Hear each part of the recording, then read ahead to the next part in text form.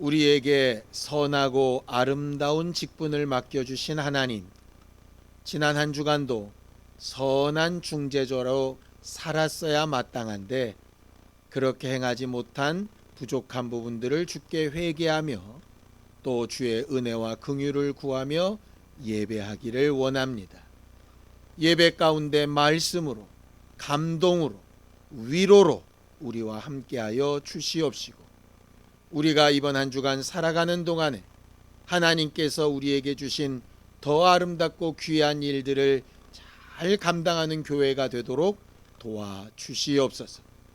믿음으로 헌금한 손길들 위에 복을 주시고, 저들이 세상을 살아가는 동안에 하나님이 저들 가운데 계시고 살아계심을 늘 나타내고 증거하는 거룩한 교회들로 변화되어져 가도록 우리 모두에게 복 주시고 함께하여 주시옵소서. 예수님의 이름으로 기도하였습니다. 아멘.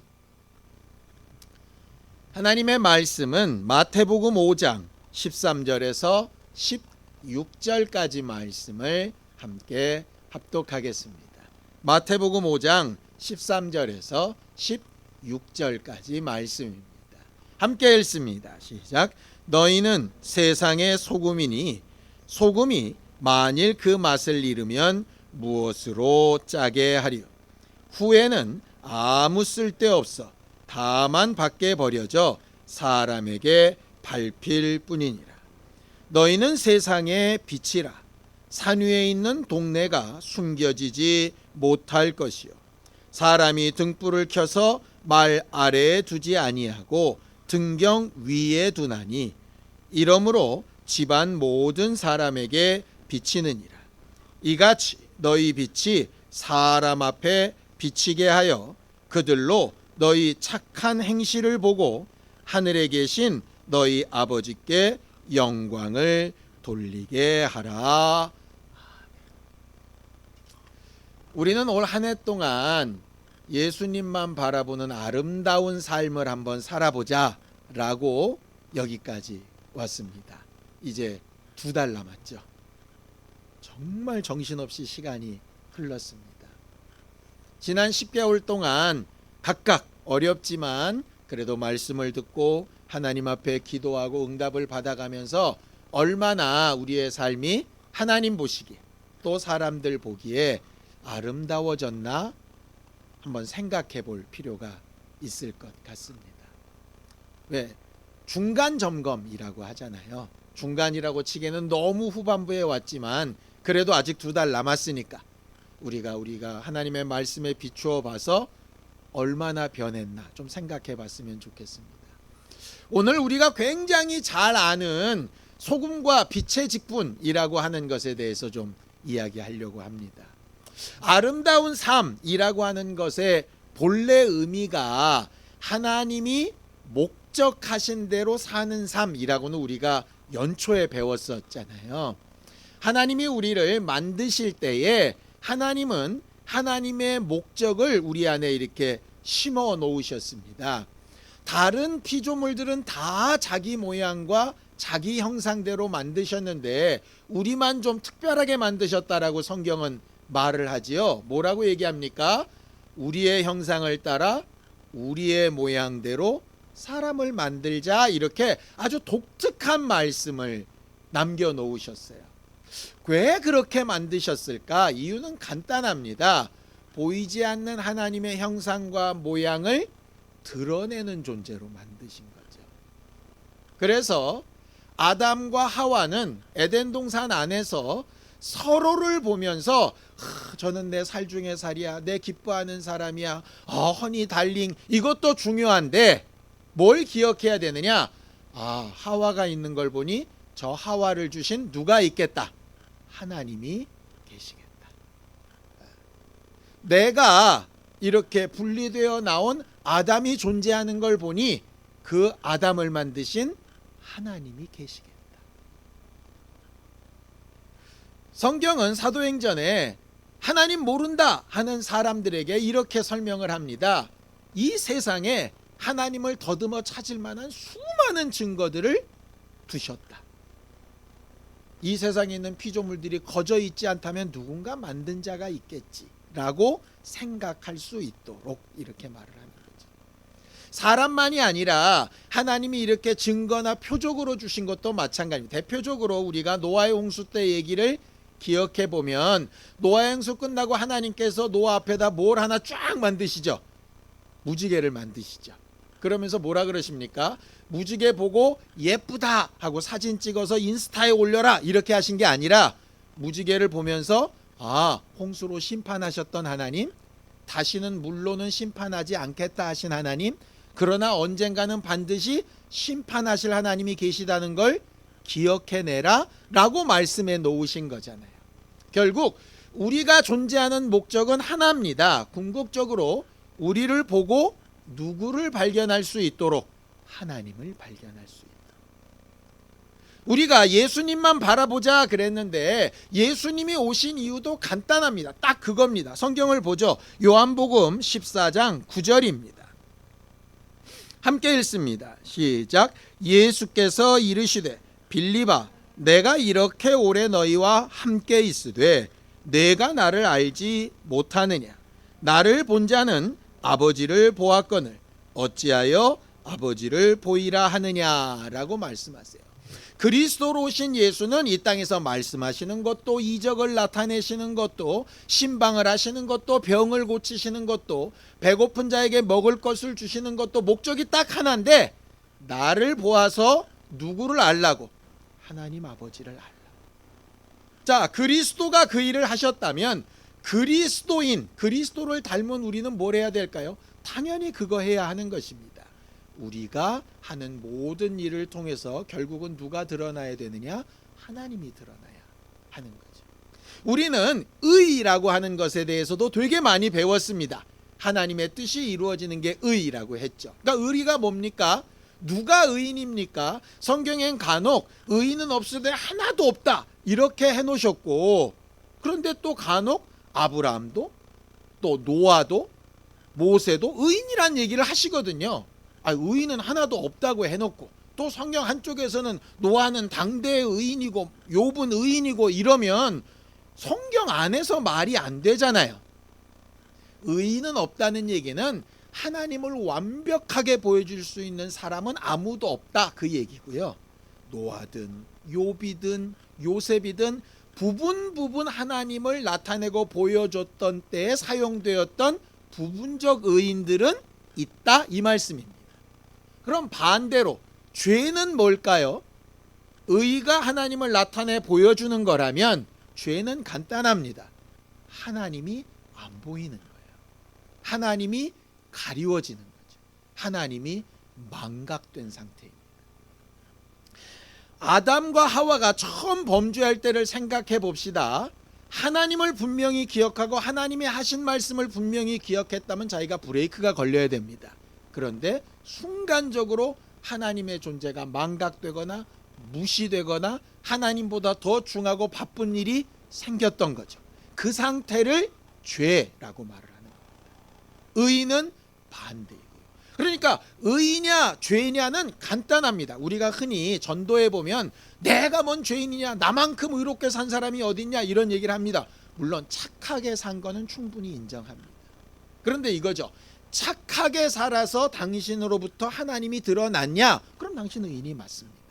그런데 아무리 성실하고 아름답게 살았어도 하나님이 안 드러났다면 하나님의 목적상은 의인이 아닌 거죠.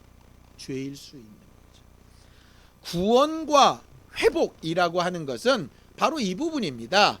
이 목적을 잊어버렸던 사람한테 네 본래의 목적은 이거다라고 가르쳐 주는 거고, 그렇게 살지 못했던 사람한테 그런 삶을 살도록 바꾸는 거라. 그러니까 이런 겁니다. 병 들었습니다. 안 좋은 일이죠. 사람은 병을 못 고친답니다. 그러면 절망적인 일이죠. 그런데 하나님이 고쳐주셔서 다시 살았답니다. 그럼 어떻게 됩니까? 그게 이제 의가 되는 거죠. 근데 그 의를 드러내려고 병 걸리고 싶은 사람이 누가 있으며, 병도 사람이 고칠 수 없는 병을 걸리고 싶은 사람이 누가 있겠어요? 그렇죠? 그걸 원해서 그렇게 되는 게 아니라 우리의 힘으로 안 되는 일이 벌어졌을 때 그 과정 가운데서라도 하나님이 드러나면 그게 우리 마음엔 안 들어도 의인 겁니다. 반대로 얘기를 해볼까요? 내가 원하는 대로 됐습니다. 합격도 되고 입사도 되고 돈도 많이 벌고 소위 로또도 맞았습니다. 아파트 당첨도 됐습니다. 그런데 하나님은 하나도 안 드러났어요. 다 내가 잘나서, 내가 성실해서, 내가 똑똑해서, 내가 재수가 있어서 이렇게 끝났습니다. 그러면 사람들은 다 부러워할 만한 삶이 맞는데 하나님이 보실 때는 의로운 삶은 아니고 도리어 죄가 되는 삶일 수 있는 거죠. 예를 하나 들게요. 여러분들 모세가 반석에서 물을 낸 사건이 성경에 2번 나옵니다. 그렇죠? 첫 번째는 반석을 쳐서 물 내라 했을 때 쳐서 냈습니다. 그때 모세는 자기가 할 수 있을지 몰랐어요. 아니, 반석을 때린다고 물 나온다고 누가 압니까? 그런데 그렇게 해서 물이 한번 나왔습니다. 그래서 하나님 앞에 막 영광을 돌리고 다 아주 기뻐했어요. 그런데 시간이 좀 흐른 다음에 백성들이 또 막 불평불만을 하니까 모세가 이렇게 얘기를 합니다. 하나님은 반석을 명하여 물 내라 이러셨어요. 그러니까 때릴 때처럼 반석아 물을 내라 말만 하면 되는데 한마디를 덧붙이죠. 내가 물 주는 사람이냐? 내가 니들 위해서 물 낼까? 그러고서는 반석을 빵 때립니다. 똑같이 물은 나왔어요. 물 먹었습니다. 그런데 하나님 보시기에 모세에게는 그게 의가 아니라 죄예요. 왜? 하나님이 드러난 게 아니라 누가 드러났어요? 모세가 드러났어요. 자기. 여러분들 마음에 그럴지 모릅니다. 아이, 그 정도도 안 해. 물론 맞습니다. 그 정도도 안 해. 아담 경우 볼까요? 수많은 열매가 있는데 그 선악과 그거 하나 따먹었다고 쪼잔하게? 우리가 항상 생각하는 잘못 중에 하나가 뭐냐면 요 정도는, 이만큼 정도야, 이건 누구나 이래가면서 넘어가는 거예요. 그런데 그게 결정적으로 하나님을 가리게 되면 나도 모르는 사이에 문제가 심각해지게 됩니다. 결과적으로 신앙생활은 하나님이 살아계시고 하나님이 일하시고 계시다라고 하는 사실을 계속해서 드러내는 삶입니다. 그게 우리가 바라는 대로 아까 말했듯이 좋은 일, 원하는 일, 남들이 부러워할 만한 일로 하나님이 드러나면 정말 좋을 거예요. 그러니까 우리가 이런 얘기 기도하지 않습니까? 이제 얼마 안 있으면 수능이니까 하나님, 우리 아이 합격해야 하나님의 영광이 드러난다고. 틀린 말은 아닙니다. 그렇죠? 그런데 합격한다고 다 하나님의 영광이 드러나느냐? 또 그것도 아닙니다. 어떨 때는 뭐가 잘 돼가지고 하나님이 드러나야 되는데 자기가 뚝 드러나는 경우 있어요. 아까 모세처럼. 근데 반대의 경우도 성립을 합니다. 욥처럼 원치 않는 시험과 어려움이 있었는데도 불구하고 하나님이 드러나는 경우도 있어요. 물론 그게 우리가 바라지는 않습니다. 그러니까 우리가 바랄 때는 이렇게 바랍시다. 하나님, 남들이 바라고 원하고 좋고 자랑할 만한 일로 인도해 주세요. 그리고 그런 일이 벌어졌을 때 절대로 내가 드러나지 않고 하나님이 드러날 수 있도록 겸손하게 해주세요. 그러나 만약 그렇지 않게 될 경우에라도 그 다음 결과가 하나님이 드러나는 일로 인도해 주세요. 나쁜 일이 생기게 해주세요. 그렇게는 기도하지 말고 대신 우리가 원치 않은 일이 생길 때는 하나님이 드러나는 일로는 가게 해주세요. 이게 우리가 기도하고 나아가야 될 굉장히 중요한 방향인 거죠. 이런 상황에서 우리가 가장 이렇게 오해하는 성경 구절이 하나 있습니다. 맨날 우리가 기독교인들이 늘상 부딪히는 딜레마예요. 이게 믿음이냐 행함이냐 이 문제예요. 로마서나 갈라디아서를 보면 행함은 필요 없고 믿음만 있으면 되는 것 같아요. 근데 야고보서나 베드로전서나 이렇게 보면 거기는 믿음만 갖고는 또 안 되는 것 같아요. 이게 도대체 뭐냐? 이거를 제대로 잘 정리를 못하면 어떤 식으로 되느냐? 내 맘대로 해석을 합니다. 나한테 유리한 대로 막 내로남불을 하기도 해요. 자, 성경을 좀 보죠. 갈라디아서 2장 16절입니다. 함께 읽습니다. 시작. 사람이 의롭게 되는 것은 율법의 행위로 말미암음이 아니요 오직 예수 그리스도를 믿음으로 말미암는 줄 알므로 우리도 그리스도 예수를 믿나니 이는 우리가 율법의 행위로서가 아니고 그리스도를 믿음으로써 의롭다함을 얻으려 함이라. 율법의 행위로서는 의롭다함을 얻을 육체가 없느니라. 이 말씀을 주로 기본으로 해서 행위가 아니라 믿음이다 이렇게 되어 있는데요. 정확하게 보세요. 그 구절에 무슨 행위라고 되어져 있습니까? 아무 행위란 뜻이 아니죠. 율법의 행위로 이렇게 되어 있습니다. 율법의 행위로. 이게 되게 중요해요. 그러니까는 행함은 없어도 된다가 아니에요. 근데 율법의 행위로는 안 된다 이 말이에요. 그럼 그냥 행함과 율법의 행위가 뭐가 다르냐? 율법의 행위는 이런 뜻이죠. 율법이 뭡니까? 하나님께서 일방적으로 정해놓은 법이에요. 그래서 그 법대로 하면 복을 받지만 안 하면 저주를 받습니다. 그렇죠? 그래서 율법은 자의적으로 지키는 게 아니라 강압적으로 지킵니다. 죽지 않으려고, 저주받지 않으려고 그런 거죠. 그러니까 이런 거예요. 신앙생활에 두 가지 형태가 있는데 어쩔 수 없이 하기 싫은데 해야 되니까 하는 경우가 있고요. 내가 하고 싶어서 또 해야 되는 줄 알기 때문에 적극적으로 하는 경우가 있습니다. 여기서 말하는 건 첫 번째로서는 의를 얻을 수 없다 이 말이에요. 그런데 이걸 사람들이 확대 해석을 해가지고 행위는 다 필요 없어 이렇게 되는 거예요. 율법의 행위가 필요 없다는 얘기예요. 억지로 하는 행위가 필요 없다는 얘기예요. 어쩔 수 없이 하는 행위가 필요 없다는 얘기예요. 왜냐면 해도 아무런 유익이 없다는 얘기예요. 해도 아무런 유익이 없다. 율법의 행위 말고 그럼 다른 행위가 필요하다는 거죠. 자, 어떻게 하라는 거냐? 믿음으로 의가 된다고 하니까 자꾸 우리는 믿음을 뭘로 생각하느냐? 마음의 결심, 이걸 믿음이라고 착각을 하고 그 결심을 입으로 말하는 것, 그걸 믿음이라고 착각을 해요. 왜냐? 마음으로 믿어 의에 이르고 입으로 시인하여 구원받는다 이러니까 그냥 마음하고 말만 있으면 된다고 착각을 하는 거죠. 자, 근데 성경을 봅시다. 야고보서 1장 22절입니다. 함께 읽습니다. 시작. 너희는 말씀을 행하는 자가 되고 듣기만 하여 자신을 속이는 자가 되지 말라. 이게 뭐냐면 이런 겁니다. 마음으로 믿는다 치고 입으로 고백했다 치고 그러니 나는 믿음이 있고 나는 구원을 받을 거야 라는 건 어떻게 하는 거라고요? 스스로 속는 거라고요. 속이는 거라고요. 스스로 최면을 거는 것 같다. 뭐가 있어야 되느냐? 행함이 있어야 된다는 얘기예요. 근데 행함도 어떤 행함이냐? 아까 말한 율법의 행위가 아닌 행함이죠. 그걸 예수님은 이렇게 설명하세요. 자, 요한 1서 3장 18절입니다. 자, 요한이 이렇게 설명을 합니다. 함께 읽습니다. 시작. 자녀들아, 우리가 말과 혀로만 사랑하지 말고 행함과 진실함으로 하자라고 이렇게 되어 있습니다. 행함과 어떤 행함이냐? 진실함이 있는 행함이라는 뜻이에요. 이거를 똑같은 말로 이렇게 설명을 합니다.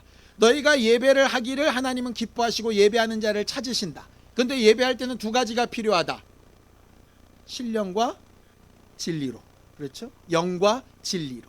근데 이 영과 진리로가 과연 뭔가를 아주 세세하게 풀어놓은 성경 구절이 하나 있어요. 자, 히브리서 13장 15절에서 16절입니다. 함께 읽습니다. 시작. 그러므로 우리는 예수로 말미암아 항상 찬송의 제사를 하나님께 드리자. 이는 그 이름을 증언하는 입술의 열매니라. 오직 선을 행함과 서로 나눠주기를 잊지 말라. 하나님은 이 같은 제사를 기뻐하시느니라. 하나님은 영과 진리로 예배하는 자를 기뻐하시고 찾으시는데 그 영과 진리에 대한 예배를 뭐라 그러느냐? 선을 행함과 서로 나눠주는 일 이렇게 되어 있습니다. 말과 혀만이 아니라 말씀 듣고 알았다가 아니라 말만 듣고 깨달았다고 스스로 속는 게 아니라 이걸 선한 행함으로 드러내고 나눠주는 일이라는 뜻이에요. 예배의 구조를 좀 보겠습니다. 예배는 하나님의 말씀을 우리가 듣습니다. 그렇죠? 하나님으로부터 오는 게 있다라고 그래요. 하나님으로부터 하나님께 올리는 것도 있죠. 기도도 올리고 찬송도 올립니다. 그런데 어떤 사람들이 이렇습니다. 그렇기 때문에 예배 때 찬송가만 해야 된다. 사람들에게 이렇게 하는 교제하는 이런 찬양이나 찬미는 예배 시간은 하면 안 돼. 이렇게 말하는 사람도 있습니다. 그런데 그렇지 않아요. 예배 안에는 하나님으로부터 오는 것도 있고 우리가 하나님 앞에 드리는 것도 있고 옆에 사람과 함께 나누는 것도 있습니다. 가장 쉽게 설명할까요? 헌금요. 헌금을 우리는 자꾸 하나님 앞에 드린다고 생각하는데요. 헌금은 이 땅에 남아 있습니다. 그리고 이 땅에서 어떻게 쓰이느냐? 이렇게 쓰여요. 교제도 마찬가지입니다. 떡을 떼는 식사 나눔도 마찬가지입니다. 예배 안에는 그래서 세 가지가 있어야 돼요. 하나님으로부터 오는 것도 있어야 되고 나로부터 하나님께 올라가는 것도 있어야 되고 함께 예배하는 자들 사이에 옆으로 나누는 일도 있어야 됩니다. 그게 찬송의 제사고 그게 신령한 예배고 그게 하나님을 드러내는 일이에요. 왜냐? 하나님과 나하고만 있으면 하나님을 드러낼 데가 없어요. 아니 하나님하고 나하고 둘이 하는데 뭘 하나님을 어떻게 누구한테 드러내요? 그래서 두세 사람이 내 이름으로 모이라고 말씀하시는 것이고 신앙생활은 함께 하는 겁니다. 내 잘난 걸 보여주는 게 아니라 나를 통해서 그 사람이 하나님을 볼 수 있도록 또 저를 통해서 하나님을 볼 수 있도록 만드는 게 그게 교회고 그게 신앙생활이에요. 교회가 굉장히 크고 아름다운 건물을 짓고 엄청나게 많은 숫자가 모였어도 그들이 하나님을 보여주지 못하면 아름다운 교회로서의 모습은 없는 겁니다. 많은 사람이 막 펄펄 뛰고 아주 뜨거운 기도를 하면서 엄청난 예배를 드렸어도 하나님을 드러내지 못했다면 그건 예배가 아니라 자기들끼리의 친교 모임에 불과할 수도 있습니다. 반대로 요셉과 같이 감옥 속에 갇혀서 억울한 일을 당했더라도 하나님이 저를 형통케 하시는구나 라고 이방인들도 알 수 있게끔 살고 있다면 그는 굉장히 신앙생활을 잘하고 있는 사람. 이런 행함을 말하는 거예요. 그냥 술 안 먹고 담배 피고 뭐 노름만 하고 물론 그것도 필요하지요. 그런데 그걸 통해서 궁극적으로 저 사람은 참 잘난 사람이야. 이건 아무 의미가 없어요. 저 사람이 저렇게 할 수 있는 건 하나님 때문이야. 이렇게 돼야 되는 거예요. 그러니 우리의 연약함은 드러나야 되고 하나님이 하시는 일은 나타나야 하는 거예요. 마태복음에 보면 예수께서 양과 염소를 가르치는 마지막 심판 얘기를 이렇게 하십니다. 그때 그 심판의 기준도 명확하게 이렇게 얘기를 하세요. 자, 누가복음 6장 46절에서 47절입니다. 함께 읽습니다. 시작. 너희는 나를 불러 주여 주여 하면서도 어찌하여 내가 말하는 것을 행하지 아니하느냐. 내게 나와 내 말을 듣고 행하는 자마다 누구와 같은 것을 너희에게 보이리라. 믿음 있다고 말도 하고 율법도 줄줄 외우고 제사도 드리고 성전 가서 헌금도 하고 별거를 다 하는데 왜 너희들은 그렇게 말만 하고 행동은 안 하냐. 말만 하고 행동하지 않는 자와 말과 함께 행동하는 자가 이렇다라고 내가 보여주겠다라고 하신 비유가 뭐냐면 우리가 굉장히 잘 아는 반석 위에 세운 집과 모래 위에 세운 집 비유입니다. 결국 뭐냐 이런 거예요. 마음의 결단 필요합니다. 마음의 결단도 없이 어떻게 고백을 하겠습니까? 그거는 그냥 억지로 따라하세요 하는 거죠. 마음의 결단만 있고 말도 한마디 못한다면 어디 가서 증거도 못한다면 그거 무슨 믿음이라고 할 수 있겠습니까? 자기가 정말 그렇게 믿고 있다면 확실하게 말할 수 있어야죠. 그런데 마음으로 믿고 입으로 말만 해서 끝이는 문제가 아니라 그 다음에 선을 행함과 나누는 일이 필요합니다. 그걸 가르쳐서 오늘 성경은 뭐라고 얘기하느냐? 소금과 빛의 직분이라고 얘기하는 거예요. 소금과 빛의 직분. 하나님을 드러내는 일에 소금과 빛의 직분이 필요한데 이 두 가지를 설명을 하면 이렇습니다. 자, 소금은 맛을 내야 됩니다. 그렇죠? 근데 소금이 맛을 내려면 어떻게 해야 될까요? 짜야죠. 소금은 당연히 짜죠. 예, 소금의 짠맛이 느껴지려면 소금이 어떻게 돼야 돼요? 그렇죠. 소금이 녹는다는 얘기는 무슨 말입니까? 소금이 그대로 있습니까? 없어집니까? 없어지는 거예요. 그러니까 소금이라는 얘기는 나는 없어지고 라는 뜻이에요. 나는 아무것도 아니고 이런 뜻이에요. 무슨 얘기냐? 우리는 우리가 가진 실력이나 능력이나 자격이나 이런 걸 가지고는 하나님을 나타낼 수 있는 힘이 없다. 나름대로 성경도 읽고 신앙생활도 수십 년 해왔지만 내가 아는 하나님에 대한 지식은 완벽하지 않다. 그렇기 때문에 뭐가 필요하냐?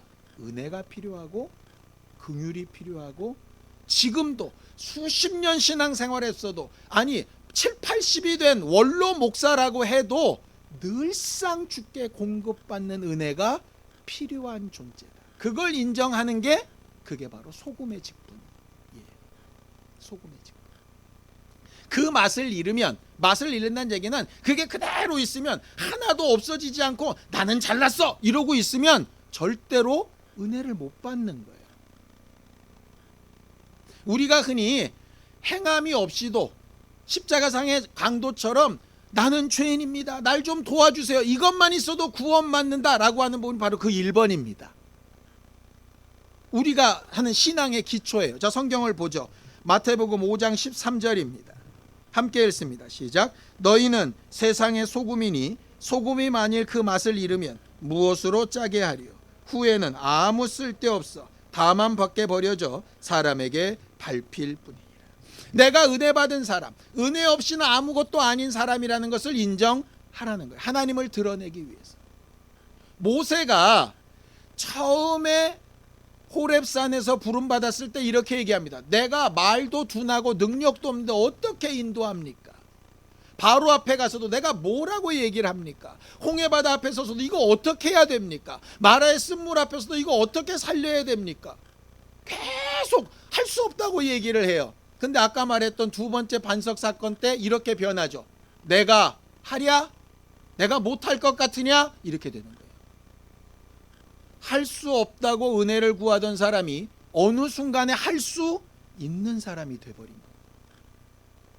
갑자기 제 모습이 확 보였어요. 개척을 처음 시작할 때 난 할 수 없고 아무것도 안 되고 내가 세운 계획대로 하나도 되지 않고 수없이 고백했던 내용입니다. 근데 어느 순간 뭔가 되는 것 같고 뭔가 좀 보여지는 것 같고 이렇게 하면 되겠다는 계획도 서고 이러니까 왜 안 따라오지? 이렇게 해야 되는데 이제 막 점점 맛을 잃어가기 시작해요. 근데 그게 맛을 잃었다고 생각을 해보질 않아요. 저는 여러분들이 저처럼 실수하지 않기를 바랍니다. 이 말은 억지로 겸손한 척을 하라는 얘기 아닙니다. 아까 행함과 진실함으로 하자 그랬으니까 내가 얼마나 무능하고 나로서는 도무지 할 수 없는 일이 얼마나 많은지 그냥 인정하면 됩니다. 그리고 하나님의 도우심을 요청하는 게 소금의 직분을 사는 겁니다. 내가 소금의 짠맛을 내리라 뭐 이럴 필요 없어요. 그냥 내가 녹아지면 은혜는 짠맛은 드러나게 돼 있어요. 근데 직분이 거기서 그치지 않죠. 그렇게 은혜가 필요한 사람이라는 걸 알았다면 두 번째가 필요합니다. 자, 마태복음 5장 16절입니다. 함께 읽습니다. 시작. 이같이 너희 빛이 사람 앞에 비치게 하여 그들로 너희 착한 행실을 보고 하늘에 계신 너희 아버지께 영광을 돌리게 하라. 여기 착한 행실이라는 말이요, 완벽한 행실이라는 뜻이 아닙니다. 과거에 나는 감추고 싶을 만큼 좀 처참할 수 있습니다. 현재의 나도 그렇게 대단한 사람이 아닐 수 있습니다. 그런데 내일의 나는 어제나 오늘보다 조금 나을 수 있겠죠. 그죠? 그게 세상의 빛이 되는 삶입니다. 그래서 결국 그거예요. 우리한테 완벽해져라 이렇게 요구하시면 앞에 소금이 필요 없는 사람이 돼버리는 거예요. 우리는 어떻게 해도 주님 앞에 서는 날까지 절대로 소금이 필요한 사람들입니다. 은혜가 필요한 사람들입니다. 그러니 이 사실을 잊지 말고 대신 나는 은혜만 있으면 돼 이렇게 멈추지 말고 은혜 받았다면 적어도 어제보다는 오늘 말씀을 듣기 전보다는 한 걸음 더 나아지면 그게 세상의 빛이 되는 삶이에요. 세상의 빛이 등대처럼 수킬로를 가는 빛도 있겠지만 바로 옆에만 비추는 성냥불 같은 빛도 있을 수 있습니다. 빛을 그냥 비추는 것 자체가 중요한 거예요. 여러분 보세요. 수제자라고 했던 베드로는 예수를 몇 번 부인합니까? 3번이나 부인합니다. 그런데 그는 마지막 죽는 순간까지 계속 성장하고 변화하고 조금씩 나아집니다. 사도 바울은 예수 믿는 사람을 잡아 죽이는 걸 굉장히 잘한 일이라고 떵떵거리며 자랑했던 그런 죄인 중에 괴수였습니다. 그런데 이 사람이 조금씩 변화되고 목회도 잘 안 되고 가는 데마다 갇히고 뭐 로마 감옥에도 들어가고 별거 다 하지만 결국은 조금씩 나아져갑니다. 예루살렘의 초대 지도자였던 예수님의 동생 야고보가 처음에 어떤 사람인지 아시죠? 예수님 미쳤다고 잡으러 다녔던 핍박자였습니다. 그런데 바뀝니다. 우리를 하나님의 기준에서 100점 만점에 몇 점짜리냐 보면 우리는 사실 아무 가망이 없는 사람들입니다. 그 면에서 보면 뭐만 필요한 사람이냐? 우리는 100% 은혜만 필요한 사람들입니다. 그런데 추세라는 게 있잖아요. 추세. 예를 들어 아이들 성적도 막 처음부터 100점 만점에 99점, 98점 이러는 받는 애들이라면 사실 걱정이 없는데 시험 봐봤더니 뭐 40점 맞고 30점 맞고 이런 아이들은 걱정이 되잖아요. 그런데 이 40점 받았던 애가 60점 받아오면 칭찬받아야 되잖아요. 그런데 막 윽박지르는 거예요. 60밖에 못 받았다고. 아니 지난번에 40 받았는데 지금 20이나 올랐다니까. 근데 우리는 완벽한 기준에다 대고 그것도 안 되냐? 옆집에는 90점 받았다는 자꾸 이렇게 되는 거예요. 그 평가가 이제 율법적인 평가이고요. 복음의 평가는 추세를 보는 겁니다. 남들이 볼 때 어떤 사람은 97점이면 와 그럴 수 있어요. 근데 이 사람은 지금까지 100점에서 떨어져 본 적이 없어. 그럼 97점 떨어졌으면 문제가 생긴 거잖아요. 공부를 안 했든지 실수를 했든지. 그럼 그 다음에 이게 회복이 되면 좋은데 이게 그 다음에 80으로 떨어지고 70으로 떨어지면 아니 초등학교 때 전교 회장했으면 뭐하냐고. 결국 그거예요. 우리가 맨날 왕년 자랑하는 이유가 뭐죠? 어제보다 나은 삶이 아니라 과거보다 못한데 뭘 가지고 위안을 받느냐? 과거에 내가 한때 잘 나갔어 이렇게 가는 거예요. 그건 절대로 복음적인 신앙생활의 스타일이 아니에요. 그러니까 차곡차곡 가는 게 차라리 더 나아요. 왜? 쉽게 달궈진 쇠가 쉽게 식는다고 그러잖아요. 바닷물은 온도가 올라가기가 힘든데 천천히 떨어진대잖아요. 신앙생활에 여러 가지 모양이 있을 수 있지만 전 오늘 여러분들이 2가지만 기억할 수 있었으면 좋겠어요. 하나는 소금의 직분. 나는 절대로 완벽할 수 없다. 그래서 뭐가 필요하다? 은혜가 필요한 사람. 자기를 부인할수록 자기가 연약하다고 인정할수록 하나님의 은혜를 받을 수 있는 가능성이 높아집니다. 2번째, 그렇게 은혜 받았다면 최소한 어제보다는 나아졌으면 좋겠어요.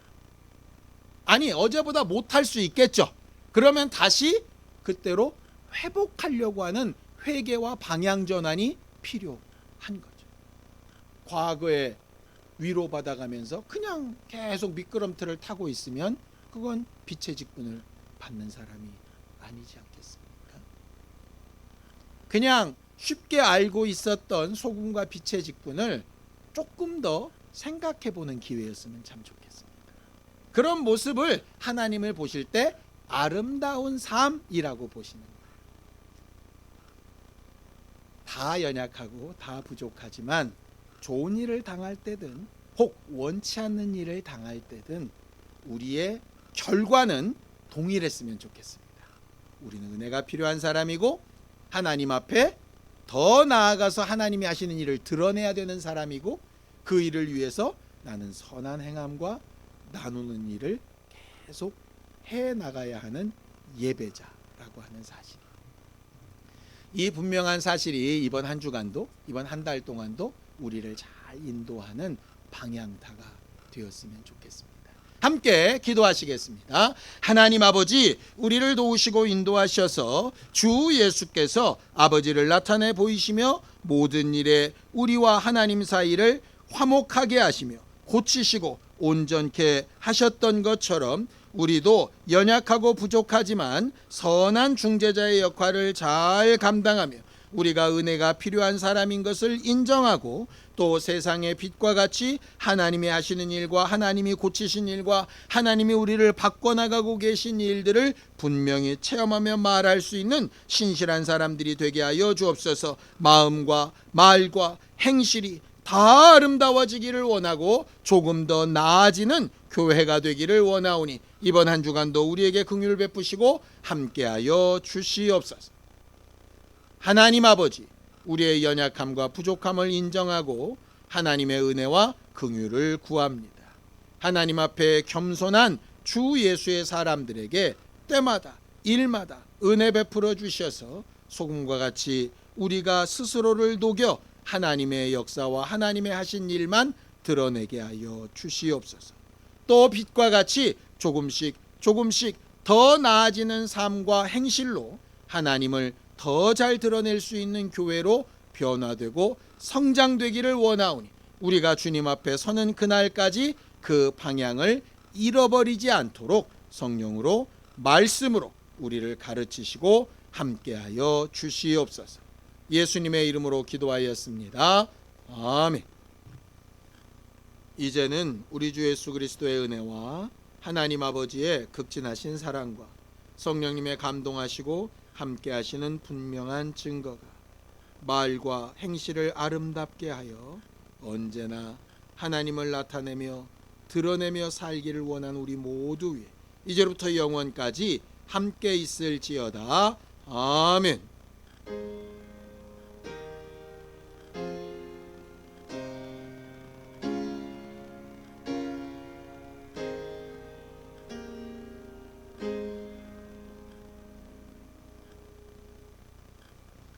이번 한 주간 좀 더 나아지는 삶을 통해서 더 좋은 모습으로 다음 주에 뵙게 되는 우리 모두가 되기를 바랍니다. 수고하셨습니다. 감사합니다.